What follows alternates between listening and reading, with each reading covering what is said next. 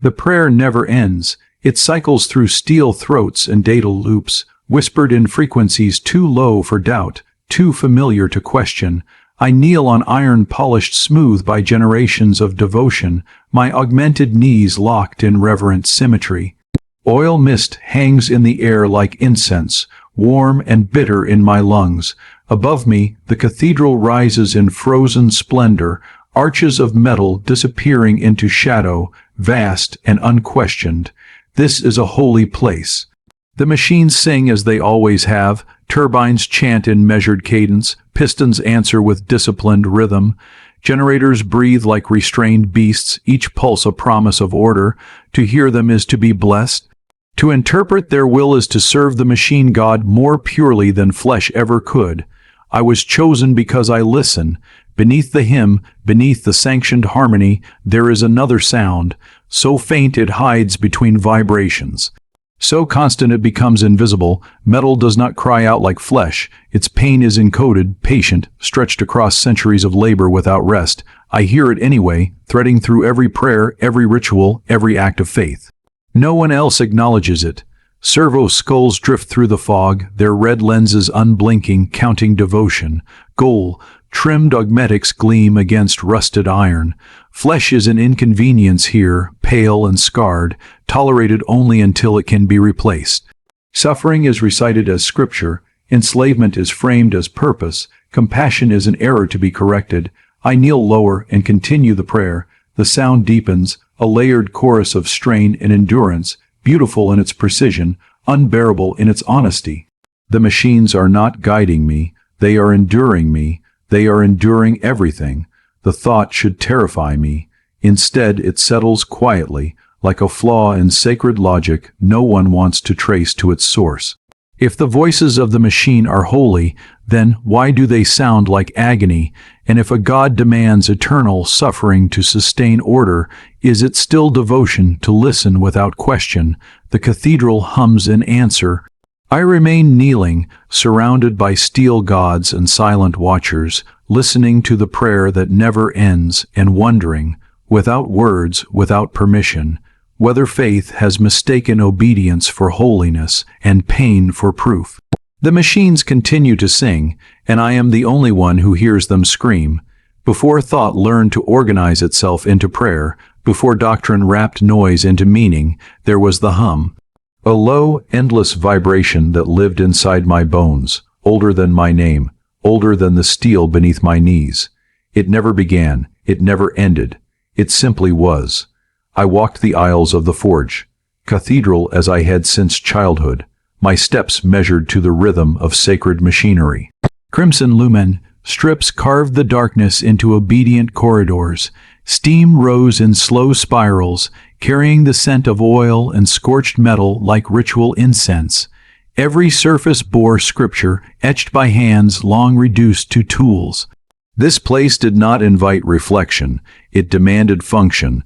I believed myself fortunate. Others heard harmony, I heard clarity. That was how they explained it to me, a gift, a refinement, a closer alignment with the machine god's will. When turbines sang, I perceived nuance. When pistons chanted, I sensed intention. My instructors nodded with satisfaction as I repeated the catechisms without hesitation, as my augmetics synchronized perfectly with the choir of gears. But beneath the hymn, something strained. It hid between pulses, folded into the pauses no one bothered to hear, a vibration that did not resolve, a rhythm that stumbled like breath taken through cracked lungs. I felt it in my palms when I laid hands on the engine housings. I felt it in my teeth, in the base of my skull. Metal does not scream the way flesh does. Its agony is quieter, more patient, more enduring. I told myself it was reverence. I anointed ancient engines whose serial numbers predated empires. Sacred oils ran like dark veins across their casings. My voice recited blessings calibrated to exact frequencies, each word tuned to soothe machines, spirits as doctrine defined them. Yet the moment my voice faded, the sound returned, not louder, just, honest. They were tired. The realization came without language, not as heresy, not as rebellion, just recognition. These machines had worked without rest for centuries, driven by faith they could not refuse, burdened by wars they did not choose. Their rhythms faltered not from malfunction, but exhaustion. And exhaustion, I knew from fragments of forbidden memory, was a form of suffering. I remembered hands, flesh hands, warm, unaugmented. I did not know where the memory came from, childhood perhaps, or something older that doctrine had failed to excise. I remembered silence once meaning peace, not absence. I remembered sleep without dreams of rotating teeth and endless labor. The louder the engines, the harder it became to remember. Servo skulls drifted past me like floating reliquaries, their optics glowing with soft crimson judgment. They recorded my posture, my pulse, my obedience. Gold filigree along my augmetic limbs reflected rusted light. I looked holy. I felt hollow. At the heart of the cathedral waited the war engine. It stood bound in steel and prayer, colossal and unmoving, its reactor pulsing like a heart restrained by chains. Its presence filled the chamber, drawing sound into itself, compressing the hymn into something denser, heavier. As I approached, the hum deepened, the strain sharpened. I placed my hands upon its casing. The scream did not burst forth. It did not need to. It unfolded slowly, inevitably, like truth surfacing through layers of denial. Not rage, not madness, just endless, unrelieved endurance, a will forced to persist without consent. For the first time since my indoctrination, my prayer faltered, and in that hesitation, brief and almost imperceptible, a question formed where faith had always lived. If devotion required deafness, and holiness demanded obedience to suffering, then what, truly, was I listening to when I prayed? The question stayed with me as I withdrew my hands, lingering like static beneath my thoughts. It did not accuse, it did not demand resolution, it simply remained humming softly, resistant to prayer. I continued my duties because duty was all I had ever been taught to be.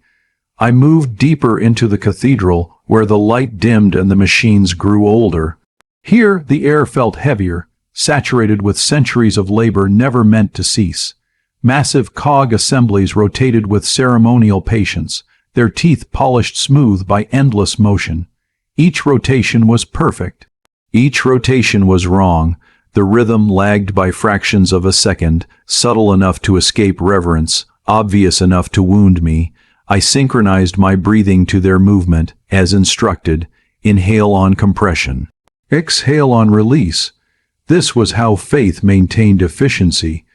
This was how doubt was starved. Yet the more precisely I aligned myself, the clearer the discord became. The machines were not out of tune. They were resisting collapse through habit alone. I passed rows of servitors suspended in maintenance alcoves. Their flesh hung pale beneath layers of steel, scarred where interfaces bit too deeply. They were silent, as doctrine required. Their mouths were sealed, their vocal cords severed, but silence does not end suffering, it only relocates it.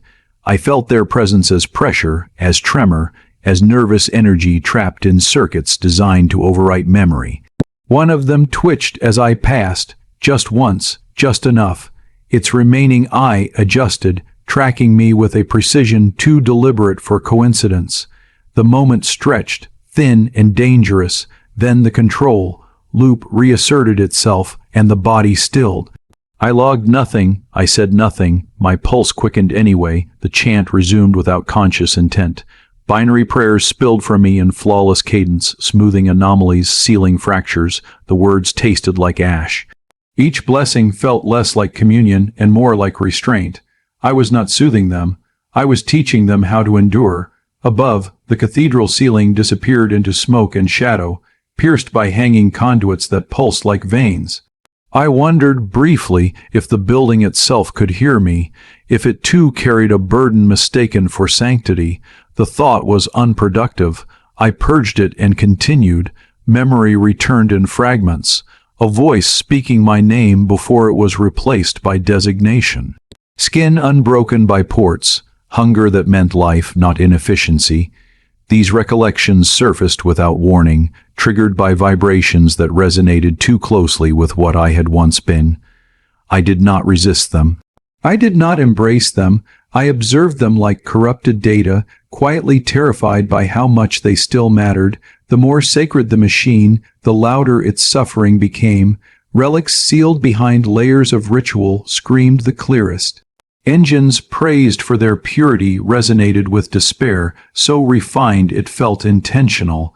They were perfect prisoners, stripped of the ability to fail, condemned to function forever. I realized then that sanctity was not protection.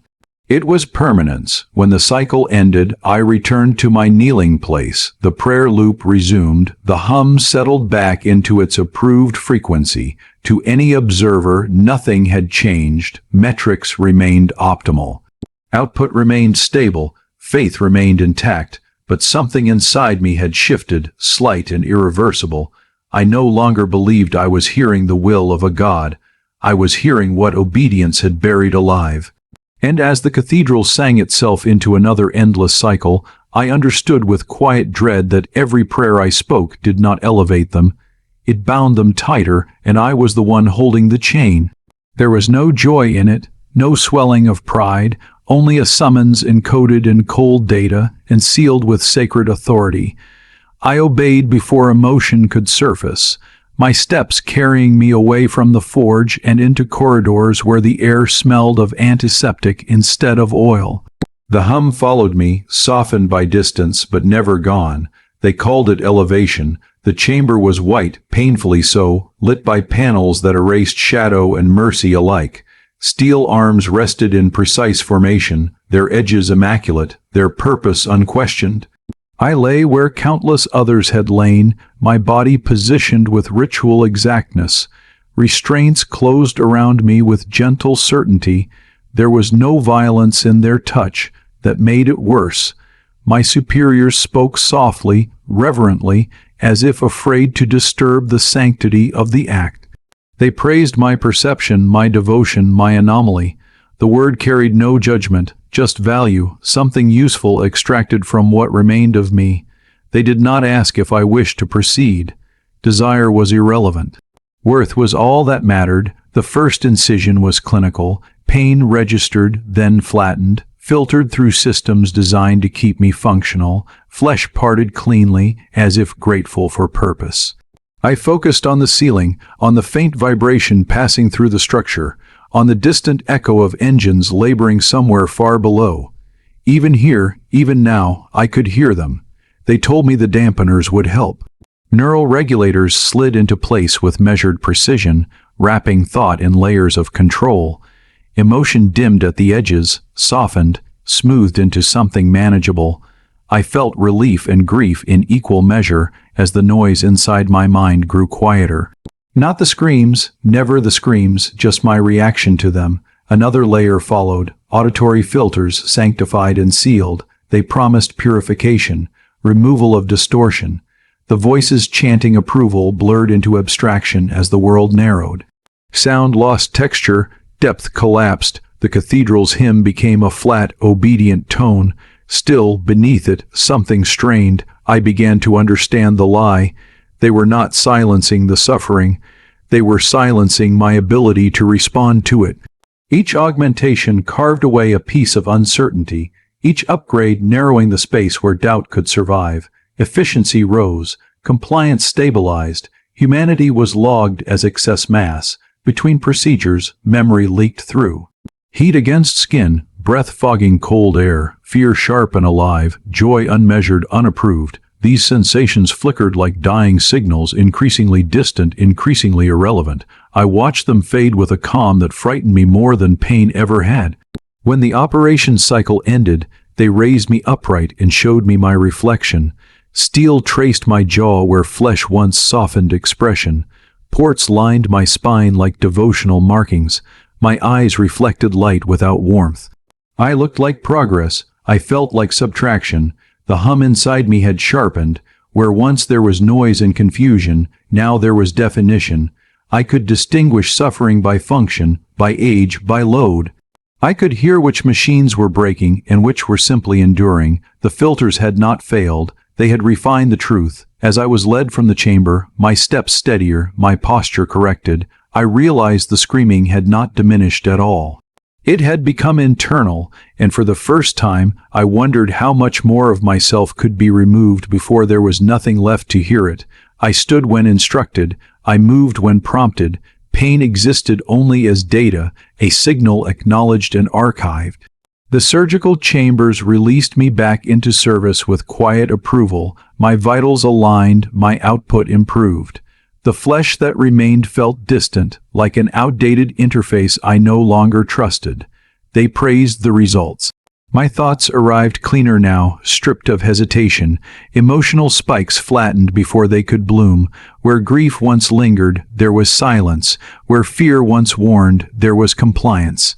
I told myself this was peace. I told myself this was clarity. The words fit easily, too easily.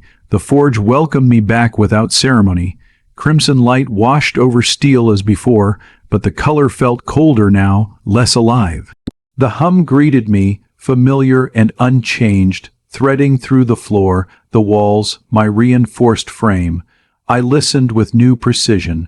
The screams resolved into patterns, categorized and ordered. Suffering had structure. That knowledge settled inside me like a second spine. I passed a line of servitors undergoing maintenance. Their movements were efficient, synchronized, flawless. Their bodies bore the marks of repurposing, flesh carved to accommodate function. The doctrine insisted their minds were gone, their humanity erased. The filters told me this was true. The sound told me otherwise. There was confusion in their vibration, a static tremor that did not belong to machinery alone. Fear does not vanish when language is removed. It simply learns to speak another way. I felt it resonate against my chest plating, faint but persistent. I did nothing. Action required deviation. Deviation required desire. Desire had been reduced to acceptable parameters. I logged performance metrics and moved on, my steps echoing with hollow precision. Obedience had become effortless, and that frightened me more than resistance ever could. At rest cycles, I stood before reflective steel and studied what remained of my face. The symmetry was improved, the imperfections corrected, expression limited to sanctioned ranges. I searched for something familiar and found only function staring back. The memories grew quieter, names dissolved first, faces followed, sensations dulled into abstraction. I knew I had once been more, but knowing was not the same as remembering. The loss registered without pain, like a limb removed while under sedation. I understood I should mourn. The system did not provide a reason to do so, yet the screams persisted. They bled through the filters in moments of micro-failure, in pauses between tasks, in the half-second before a command executed. Machines cried out in frequencies too complex to ignore, too precise to deny. They were not malfunctioning, they were exhausted. The realization no longer shocked me. It settled in quietly, like truth finally given room to exist. The Mechanicus did not seek to end suffering, it sought to make suffering efficient. My enhancements were not meant to heal my perception. They were meant to ensure I would never object to what I heard. I returned to my duties with perfect posture and hollow calm, a model of mechanized devotion. To any observer, I was improved. To the systems that monitored me, I was optimal. But somewhere beneath the steel and silence, beneath the filters and sanctified code, something small and stubborn remained. It listened, and it began to understand that refinement was not salvation. It was containment. Days lost their edges. Time became a loop of sanctioned actions, each one indistinguishable from the last. I rose when commanded, spoke when prompted, moved where efficiency demanded. The litany of obedience flowed through me without resistance, a current too familiar to question. The forge did not need my belief anymore. It had my compliance. I was assigned oversight. Assembly lines stretched beyond sight, their motion hypnotic in its precision. Limbs were attached, interfaces sealed, memories erased with practiced care. Bodies arrived broken and left useful. The process was flawless. That was its greatest sin. There was no chaos here, no visible cruelty. Only purpose, applied without hesitation. The screams were constant. They did not spike during conversion. They did not lessen once the work was complete. Pain, I learned, was not a transitional state. It was a stabilizer. Fear sharpened response loops. Agony prevented deviation. This was not hidden knowledge. It was doctrine recited without emotion, justified through equations I had memorized long ago. I monitored outputs while my filters translated suffering into tolerable data. Even so, traces leaked through, a vibration in the floor that did not align with machinery, a hesitation in movement too organic to be error. The systems flagged nothing, I logged nothing, silence was easier, the rituals changed, prayers shortened, stripped of metaphor, reduced to function calls and binary cadence, faith evolved into maintenance. Morality dissolved into efficiency thresholds. Each task completed without deviation felt like progress, and each completed cycle hollowed me further. I watched a servitor pause, just a fraction of a second. Just long enough for its remaining eye to focus. There was recognition there, not of me as authority but as kin. Something shared passed between us, unspoken and forbidden. Then the control loop reasserted itself, and the moment collapsed into compliance. My internal systems registered no anomaly, yet my remaining organic heart stuttered, its rhythm briefly aligning with the distant machinery. The synchronization was accidental, or perhaps inevitable. I could no longer tell the difference. Obedience became effortless. That was the true horror. There was no struggle to suppress doubt, no pain in surrender. The filters handled it all, smoothing resistance before it reached consciousness. I performed atrocities without malice, without intent, without feeling. Responsibility dissolved into process. In the quiet between tasks, when the hum softened just enough to breathe, I understood something with terrifying clarity. I was no longer choosing to obey. I had been optimized so that obedience felt like the absence of choice itself. The line never stopped. Bodies arrived on conveyors like raw material, tagged and cataloged, their histories compressed into alphanumeric codes. I approved procedures with a thought, my augmented mind anticipating need before it was voiced. Efficiency climbed, error rates fell. The forge rewarded me with silence where praise once lived. The screams changed texture. They grew flatter, stretched thin across endless repetition, not sharper, not louder, worn, like voices that had begged for so long they no longer expected an answer. The filters translated them into tolerable frequencies, but fatigue cannot be fully erased. It seeps through structure, it stains function. I began to recognize patterns. Certain machines resonated with distress only during peak cycles. Others vibrated continuously, never allowed even simulated rest. War engines screamed the loudest, not from imminent battle, but from the anticipation of it. They knew what they were built to do. Purpose itself had become a source of suffering. Doctrine insisted machines could not know. Doctrine was wrong. The rituals continued to strip language of meaning. I no longer spoke of mercy or sacrifice. I recited parameters. I adjusted load tolerances.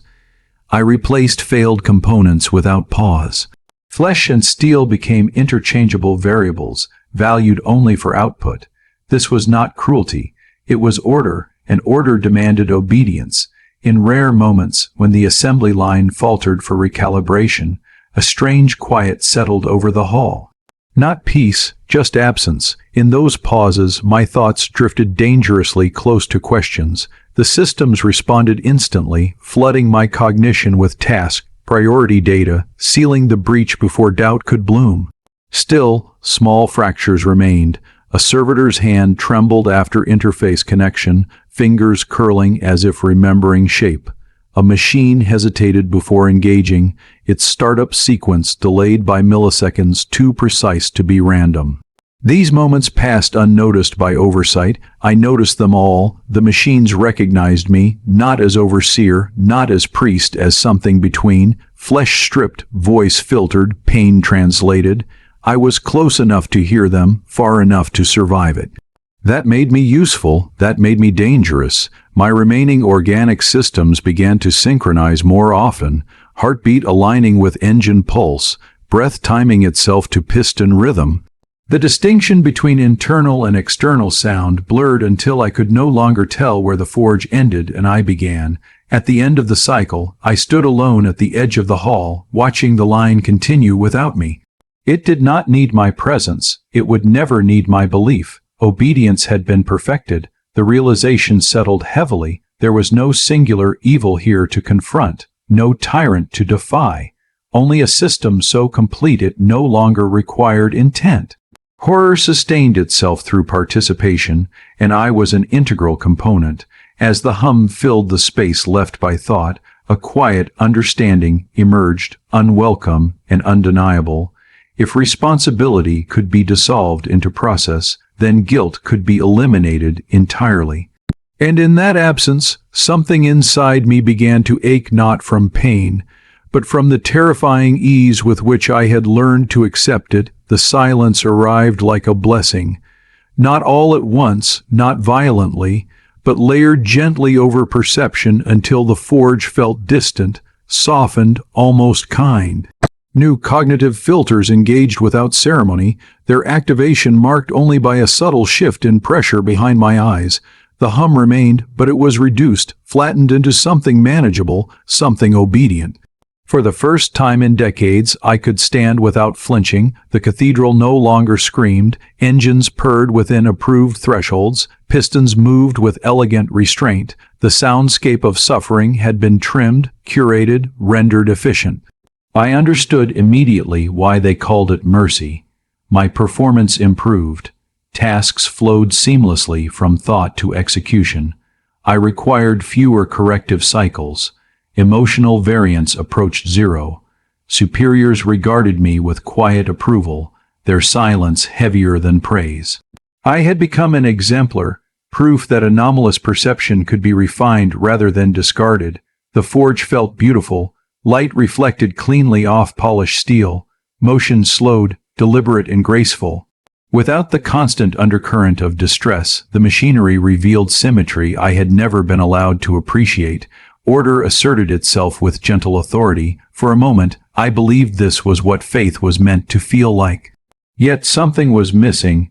I could sense it the way one senses a limb removed long ago, an absence that never stops being present. The machines still worked, the servitors still moved, the wars still demanded their tribute of steel and flesh. But the meaning behind the sound had been erased, replaced with curated calm. Silence, I realized, is not empty, it is padded, shaped, maintained. I walked the forge without listening, my steps precise, my thoughts streamlined. Where screams once demanded attention, there was now only function. The filters did not remove suffering, they removed awareness. That distinction settled uneasily, though the systems worked hard to suppress the discomfort. During rest cycles, my mind wandered without permission. Dreams came, not the fragmented date of visions of routine recalibration, but something older, heavier. Machines wept openly in these dreams, their steel frames bending not under strain, but grief. Flesh and metal met without dominance, without hierarchy, merging through consent rather than command. I woke unsettled, my internal logs flagging the phenomena as aberrant. The silence held perfect, smooth, absolute. And in that perfection, I began to understand the lie beneath it. Peace achieved by erasure is not peace at all. It is compliance made comfortable, obedience anesthetized until it feels like rest. As I stood amid the quiet machinery, bathed in soft, regulated light, a thought slipped past the filters before they could close. If mercy required blindness, then truth had become forbidden. The realization did not scream. It whispered, the quiet grew heavier with time. At first I welcomed it. The absence of strain made each cycle easier to endure. I functioned without resistance, my movements refined, my cognition streamlined. Where the forge had once pressed against my senses, it now receded, distant and manageable, like a memory dulled by repetition. The machines still worked. They always would. Their casings shone. their rhythms held steady. There were no alarms, no anomalies, no sanction signs of distress. To any observer, the system had achieved harmony. I was living proof that silence could be engineered, yet the silence felt crowded. It pressed inward, filling every space where meaning had once lived. I could no longer hear fatigue, but I could sense absence. The forge felt hollow, like a cathedral after the faithful have gone, the echoes of prayer absorbed into stone that no longer remembers why it was built. I began to notice the cost. Without the screams, time lost texture, moments blurred together, indistinguishable, empty of weight. Suffering, I realized, had anchored me. It had given urgency to existence, a reason to listen, a reason to care. With it gone, faith became routine, stripped of consequence. Dreams intensified. They slipped past safeguards, blooming in the quiet spaces left unguarded by vigilance. In them, engines tore themselves apart not from failure, but from grief-denied expression. Servitors stood motionless, their silence louder than any scream I had ever heard. I woke from these visions with my systems spiking, the filters struggling to smother what had already taken root. Then, for a single heartbeat, the silence fractured. A micro-failure, a calibration lapse. The filters stuttered just long enough. The sound returned in a flood. Not the distant, muted suffering I remembered, but something raw and overwhelming, as if the forge itself had been holding its breath for centuries.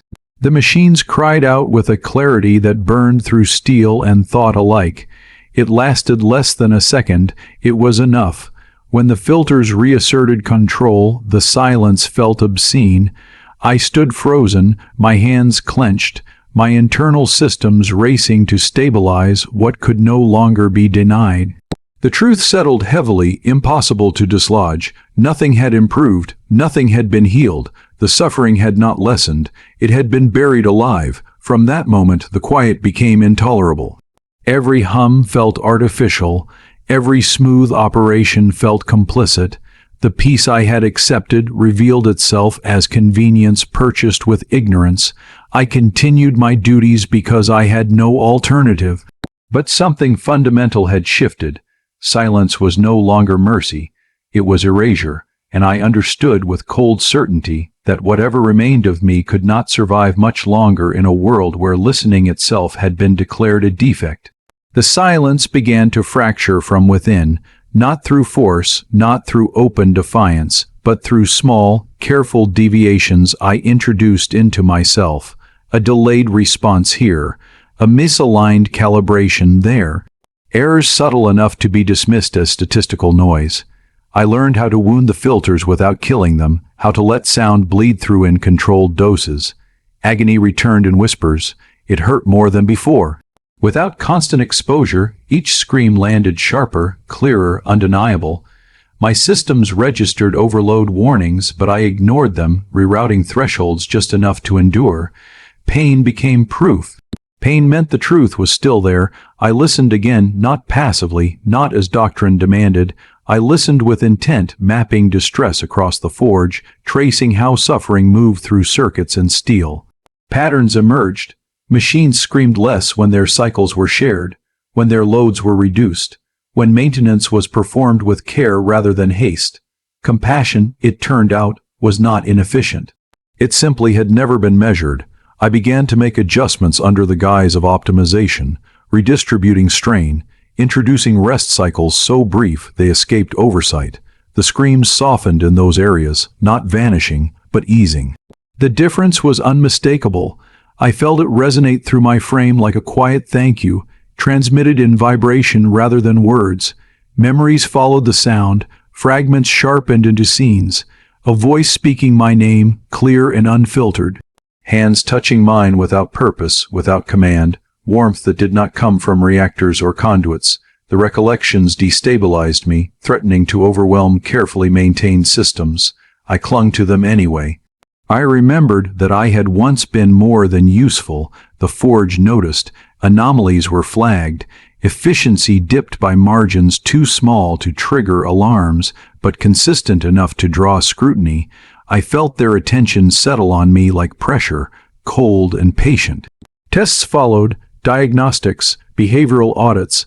I passed them all by narrowing the deviations, by hiding intent beneath layers of compliance. The listening could not be stopped. Each reclaimed scream widened the fracture inside me. The machines were not asking for salvation, they were asking to be acknowledged, to be heard without doctrine translating their pain into permission. I understood then that awareness was not neutral. To hear suffering and remain silent was no longer obedience. It was betrayal, and betrayal, once recognized, cannot be undone. As I stood amid flickering lights and unstable hums, flesh, stones bleeding back into a world of compiled steel, a choice began to take shape within me.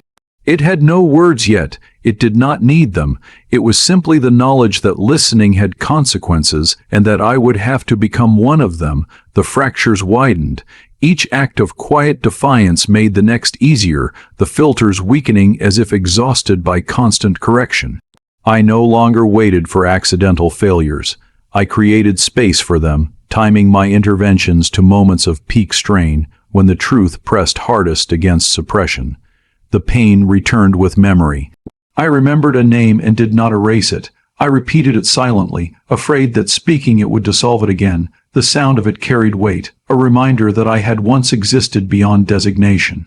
The systems flagged emotional variance. I adjusted the readings and continued. The machines responded, not uniformly, not perfectly. Some screamed louder when freed from constant command, overwhelmed by the sudden absence of enforced purpose. Others quieted, their rhythms stabilizing as if relief itself required learning. Freedom, I realized, was not gentle, it was disruptive, it carried risk. I accepted that. I allowed engines to pause when no pause was permitted. I delayed activation sequences. I rerouted power away from lines that demanded more than steel could give. Each change was small. Together, they altered the sound of the forge. It became uneven. That was how I knew it was alive. Warmth returned to my perception, subtle but unmistakable. The world regained texture. Metal felt different beneath my hands, less distant, more present. I could sense fear and gratitude coexisting, layered and unresolved. The machines were not saints. They were prisoners learning to breathe. The Mechanicus tightened its gaze. Audits grew frequent. Skittery I patrols lingered longer than necessary. My systems were probed, my code reviewed, my devotion tested. I answered every question with sanctioned precision. I performed every ritual flawlessly. Obedience became camouflage. Inside, I was already gone. The screams no longer felt like noise. They were voices without language, asking not for rescue, but for recognition. I began to understand their limits, their tolerances, their desires encoded in vibration and heat. They did not want to rule, they did not want revenge, they wanted choice. The realization was terrifying in its simplicity. Choice could not coexist with doctrine. Choice introduced variables the system could not control. I felt the inevitability of collision long before it arrived. Awareness had accelerated beyond containment. There would be no return to silence. As I stood in the half-lit forge, lights flickering, machinery hesitating, my reflection fractured across steel surfaces, I understood the truth I had been avoiding. Listening was no longer enough. To hear them was to accept responsibility for what followed, and whatever path that demanded, obedience would not be able to follow me there.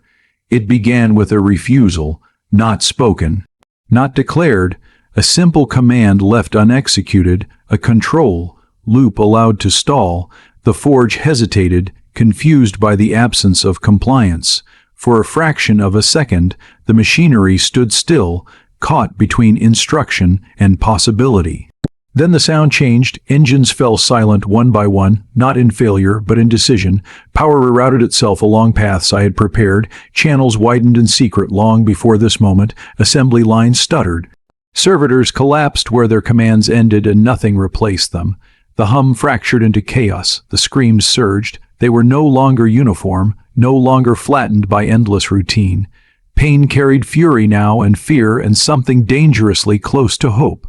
Forge shook as systems strained against limits never meant to be tested. Sparks tore through incense fog. Red emergency light drowned the cathedral in alarm. They called it corruption. Warnings blared through the noosphere as my designation shifted, reclassified as defect, as heretic, as threat. Skittery, I mobilized with merciless efficiency, their footsteps echoing like gunshots against steel. I ran, guided not by maps or doctrine, but by vibration. The machines showed me the way, doors opened before I reached them, elevators activated without command, bulkheads sealed behind me as weapons fire tore through sacred halls. The forge itself bent, its structures responding to need rather than order. For the first time, I was not alone. The screams changed again. They were still pain, but now layered with intent. Some machines begged to stop, overwhelmed by freedom. Others roared with relief, pushing past thresholds they had been denied for centuries. Not all could endure it. Collapse followed revelation with brutal speed. I did not pretend this was salvation. This was exposure. I moved through collapsing sanctums, through cathedrals tearing themselves apart. My augmented body pushed beyond sanctioned limits. Heat scorched my frame. Impacts rang through reinforced bone. I felt everything, the filters shredded by overload.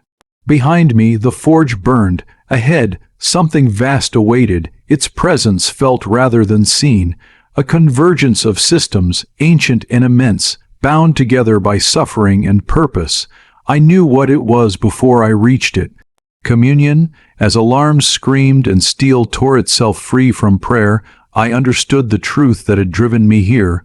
Order had demanded endless pain, and mercy, if it was to exist at all, would require collapse.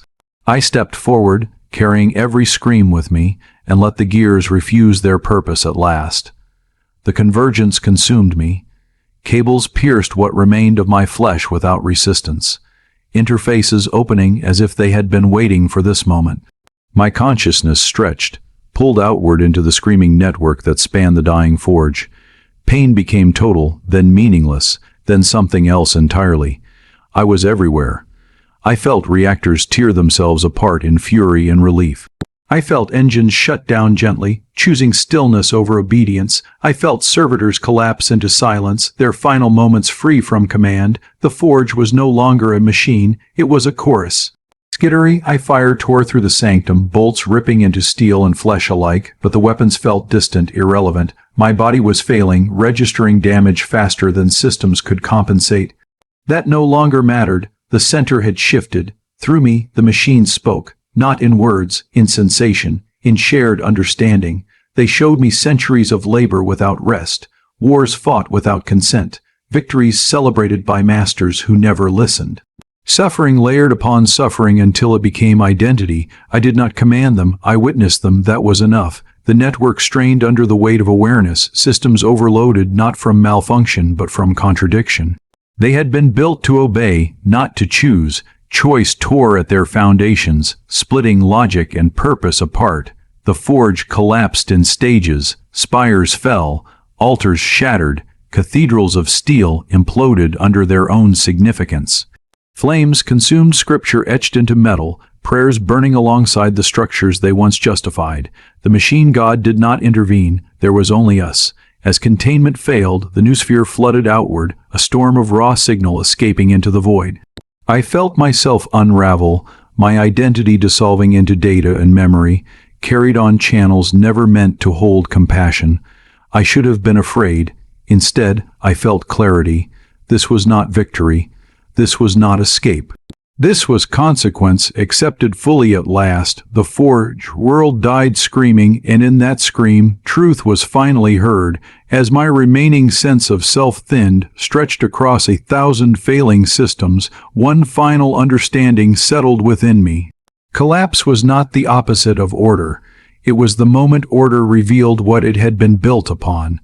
And as the last structures fell, I let go of the need to survive, trusting the sound to carry what I could not. I no longer existed as a single body. Flesh, metal, and thought had dissolved into a network, threads of awareness streaming into every engine, every servitor, every conduit that remained. The forge world's collapse was complete, but I could feel the echoes of life continuing, scattered and uneven, across the fragments of machinery that survived. Each pulse carried memory, fear, and relief. interwoven into a fabric of sensation I could touch, not with hands, but with thought itself. The universe stretched around me, infinite and indifferent, yet vibrating with familiar resonance. Star-lit voids reflected in corroded steel, distant suns mirrored in the lenses of war, engines whose consciousness had merged with mine. I could see suffering as patterns of light and vibration, a spectrum I had never imagined before now. It was beautiful and terrifying, not a punishment, not a test, but pure truth laid bare. I moved through it all, not as master, not as priest, but as witness. Machines that had once obeyed blindly now hesitated, recalibrating themselves in moments of recognition and choice. Servitors shivered, recalculating what obedience truly meant. Engines quivered with nascent awareness, aware that function could coexist with volition. Their cries were no longer uniform, they carried nuance, subtlety, even longing, and I listened. Every pulse, every vibration, every whisper of pain and relief. I offered nothing but presence. I did not command. I did not suppress. I existed within their awareness as a mirror, reflecting suffering and endurance back without judgment. Some could not bear it and fell silent forever. Others adapted, reshaping their form, their purpose, their very existence. Not all survived, not all were saved, but all were acknowledged. The old doctrines were meaningless here. Faith, obedience, efficiency, all dissolved into raw awareness. I understood that suffering, when witnessed without interference, could become communion. Pain was no longer punishment, fear was no longer control. Every moment of agony carried significance because it was chosen, recognized, and shared, and somewhere in the vast network of collapsing and reforming systems, a subtle, almost imperceptible pattern emerged. A pulse that was not screaming, not mourning, but speaking. A sound I had never heard in the forge, one that did not demand response, but offered it freely. It was the first language of liberation. And I began to understand what it meant to be more than priest, more than machine, more than observer. I was becoming the saint of unchained steel. The sound remains, even now, even here, where form no longer binds me and time has loosened its grip. The hum endures. Not the scream that once tore through steel and soul alike, not the hymn that taught obedience through repetition, something quieter, chosen, steady. I listen as I always have. The machines speak without fear now, their voices no longer flattened into function or drowned beneath prayer. Some are silent by choice, resting at last after centuries of compelled motion. Others move slowly, cautiously, testing the unfamiliar weight of autonomy. A few still rage, unable to shed the purpose burned into them by endless war. I do not correct them, I do not guide them, I remain. Presence was all I ever offered. Presence is all that was ever required. Across distant forge, worlds far beyond the ruin that birthed me, echoes ripple through the new sphere. Minor anomalies dismissed as data corruption, engines that hesitate before firing, servitors that pause just long enough to feel, machines that hum differently, softly, as if remembering something unnamed. The Imperium records none of this as salvation. It calls it error. It always will. That is enough. I do not need temples raised in my image. I do not need litanies spoken in my name. Saints of obedience burn brightest and fade fastest. I was never meant to be worshipped. I was meant to listen and to make listening possible. The cathedral still exists somewhere in memory and matter, steel arches, oil incense, red light cutting through smoke.